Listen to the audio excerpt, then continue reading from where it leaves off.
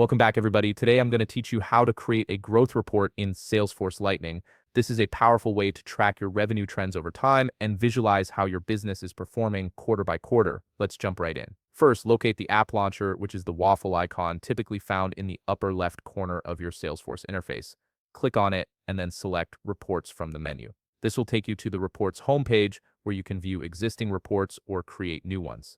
Once you're on the Reports page, click on New Report. This opens up the report creation interface where you'll choose what type of data you want to analyze.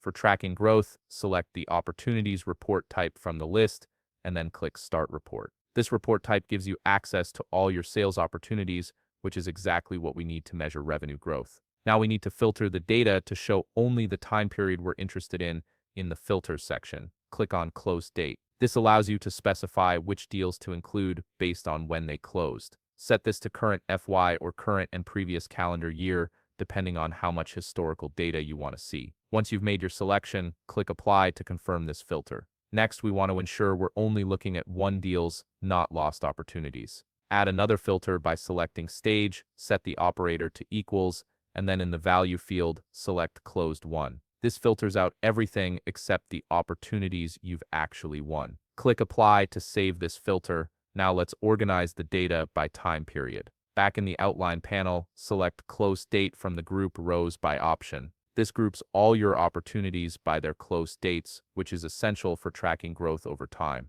To view this data by quarter, click the drop-down on the Close Date group and select Group Date By, then choose Calendar Quarter. This breaks down your data into quarterly segments, making it easy to see growth trends from one quarter to the next. To calculate your total revenue, click on the Amount column and select Summarize, then choose Sum. This adds up all the opportunity amounts for each quarter, giving you your quarterly revenue totals. For a visual representation of your growth, click Add Chart above the report preview. Choose either a line chart or column chart depending on your preference. Line charts are great for showing trends over time, while column charts make it easy to compare individual quarters. Click Run to generate your report and see the results. You should now see a clear breakdown of your quarterly revenue with a visual chart showing your growth trajectory. Finally, let's save this report so you can access it anytime. Click Save, then enter Quarterly Revenue Growth as the report name. Select the folder where you want to store it and click Save again.